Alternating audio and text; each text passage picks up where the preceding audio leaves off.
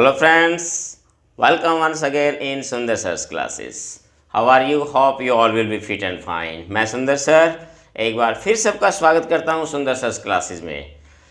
तो स्टूडेंट्स, आज इस पर्टिकुलर वीडियो में मैं आपको कुछ ऐसी चीज़ें बताने जा रहा हूँ कि जो कि बहुत ही ज़्यादा स्टूडेंट्स के मन में कन्फ्यूज़न पैदा करती है। तो स्टूडेंट्स, इस वीडियो को लास्ट तक ज़रूर देखिए और इसी प्रकार जो है आप अपने छोटे छोटे जो कन्फ्यूजन्स होते हैं इंग्लिश ग्रामर को लेके, इंग्लिश लैंग्वेज को लेके, आज हम उन्हीं कुछ ऐसे वर्ड्स के बारे में डिस्कस करेंगे, चर्चा करेंगे कि ऐसे कुछ वर्ड्स हैं हमारे पास। देखिए, जैसे डिफरेंस इन वर्ड्स मीनिंग, यानी कि जो देखने में हमें वर्ड्स एक जैसे लगते हैं, जिनके मीनिंग भी लगभग एक जैसे सिमिलर लगते हैं, बट रियल में उनके मीनिंग जो है यूज अगर हम उनका सेंटेंस में करते हैं तो वो डिफरेंट वे में करते हैं। तो चलिए हम स्टार्ट कर लेते हैं। हमारे पास ऐसे कौन कौन, सबसे पहले मैं आपको बताता हूँ कौन कौन से हमारे ऐसे वर्ड्स हैं कि जो कि एक जैसे नज़र आते हैं, जिनका मीनिंग भी लगभग मिलता जुलता होता है, लेकिन यूज़ जब करते हैं अगर डीपली अगर देखा जाए तो उनके मीनिंग काफ़ी डिफरेंस होते हैं।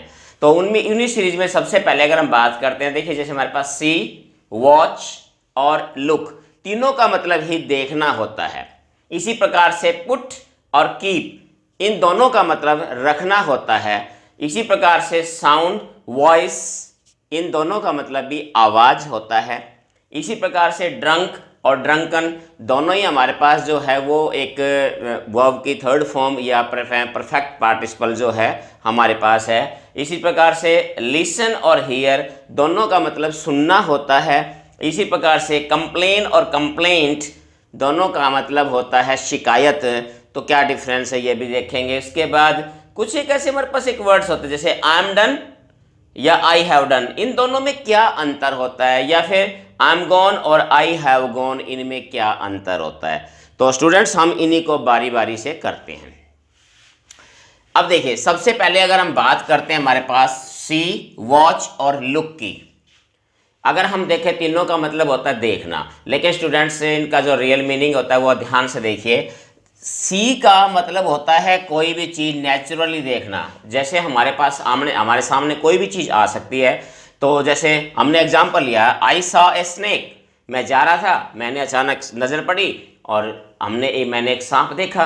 तो कोई भी चीज़ जो है, जो हम नेचुरली जो है, आंखें हमारी आंखों जो है देखने का काम करती है, तो कोई भी चीज़ हमने जो बिना किसी इंटेंशन के नेचुरली हमारे सामने आती है, जो चीज़ हमें दिखाई देती है, वहाँ हम सी का प्रयोग करेंगे। दूसरा बात हमारे पास होती है वॉच।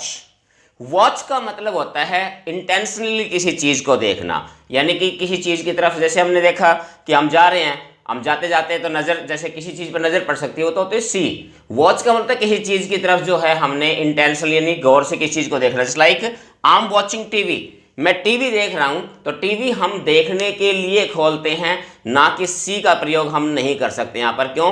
कि टीवी हम इंटेंशनली जानबूझ कर देखने के लिए हम यूज करते हैं। तो यहां आपका हो जाएगा वॉच। तीसरा हमारे पास होता है लुक, जिसका मतलब भी देखना होता है। कि इससे मतलब अंदर क्या है? लुक का मतलब होता है किसी भी चीज को गौर से देखना, किसी पर्टिकुलर चीज को देखना। जस्ट लाइक जैसे हम कहते हैं look at the blackboard, look at the pen, look at this point, look at this. तो किसी चीज की तरफ, पर्टिकुलर किसी चीज की तरफ देखना, वहां हम लुक का प्रयोग करेंगे। तो स्टूडेंट्स, ये हमारे पास तीन था, हमारे पास सी, वॉच और लुक।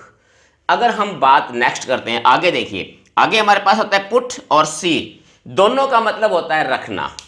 तो दोनों में मतलब अंतर क्या है, सेम मीनिंग होते भी अंतर क्या है? देखिए, पुट का मतलब होता है फिजिकली किसी चीज को रखना। जैसे मान लीजिए मैं कहता हूं I put the pen into my pocket, तो यहां क्या है? फिजिकली किसी चीज को मैंने अंदर रखा। He put the book on the table, तो यहां पर यह भी हो सकता है जैसे I put the book on the table, I put the pen into my pocket. तो यहां किसी चीज को रखना, फिजिकली किसी चीज को। दूसरा होता है कीप, कीप का मतलब भी रखना होता है। यहां किसी पर्टिकुलर चीज नहीं, नॉन फिजिकली कह सकते हैं हम। जस्ट लाइक एग्जांपल से आप समझ सकते हो, keep your promise, keep this to you only, भाई इस बात को अपने तक सीमित रखना। तो यानी कि कीप का मतलब क्या हो जाता है यहां पर कि किसी विचार, कोई एक किसी प्रकार की ऐसी चीज़ होती है जो हम फिजिकली जिसको नहीं बल्कि हम इमोशनली या फिर इंटेंसली जो चीज़ हम नॉन फिजिकली अपने पास, जैसे हम कहते हैं ना one must keep his promise, keep the promise. तो ये चीज़ें ऐसी जिनको रखने के लिए हम यूज़ करेंगे कीप का। तो ये हमने देखना है कि पुट और कीप में क्या डिफरेंस होता है।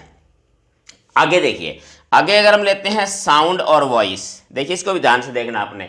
साउंड और वॉइस दोनों का मतलब होता है आवाज़, दोनों का मतलब आवाज़ होता है। फिर दोनों में अंतर क्या है, तो यहाँ देख लीजिए, साउंड का होता है इंस्ट्रूमेंटल, यानी किसी यंत्र से किसी चीज़ से आवाज़ निकलती हो उसको हम बोलते हैं साउंड।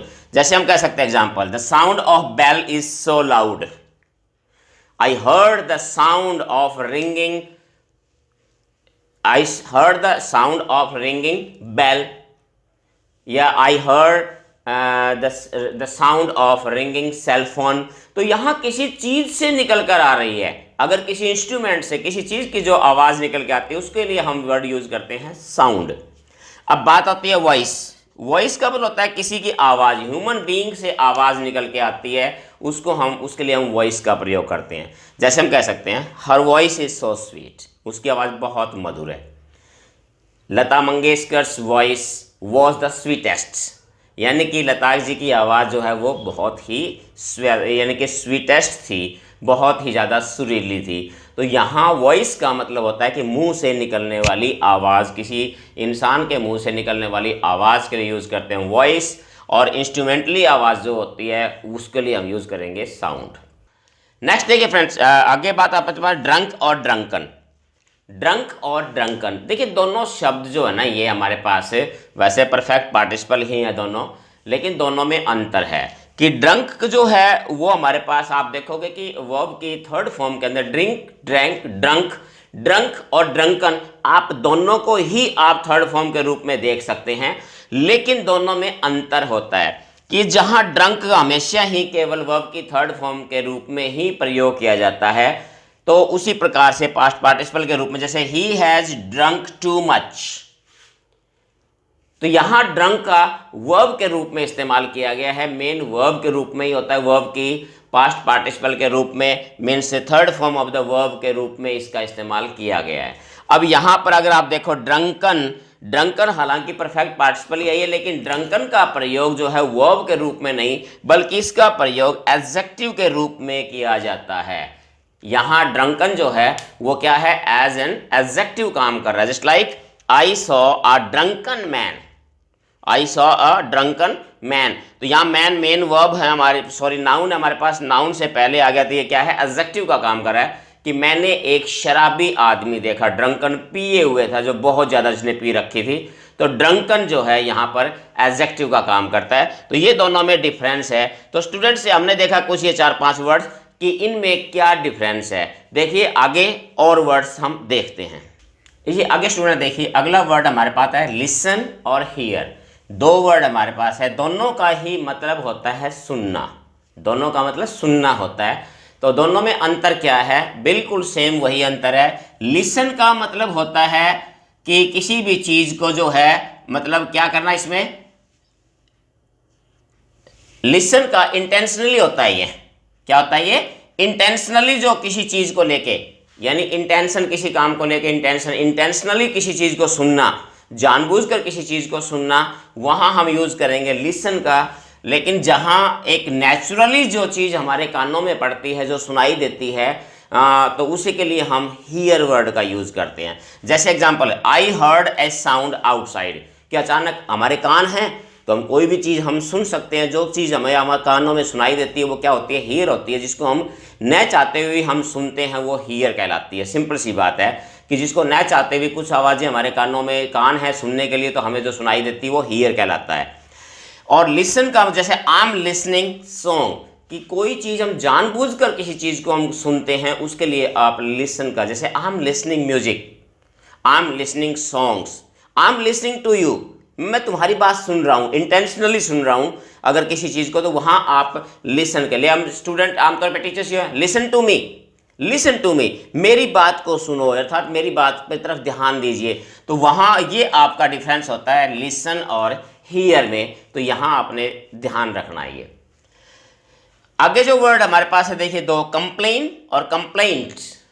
कंप्लेन और कंप्लेंट दोनों में सिर्फ अंतर क्या है कि कंप्लेन जो है ये हमारे पास वर्ब है, वर्ब का काम करती है। Just like I will complain against you, भी मैं तुम्हारी शिकायत करूंगा। कंप्लेन का मतलब यहां पर होता है शिकायत करना, तो यहां पर जो कंप्लेन है वो वर्ब का काम कर रही है। अब दूसरा हमारे पास है कंप्लेंट, यहां ये नाउन का काम कर रही है। यहां क्या है, ये नाउन है। तो यहां क्या, जैसे he file a complain against him, उसने इसके विरुद्ध कंप्लेन फाइल की। तो यहां कंप्लेंट जो है, कंप्लेन नाउन का काम करती है, कंप्लेन वर्ब का काम करती है। तो इनको भी आपने ध्यान रखना है।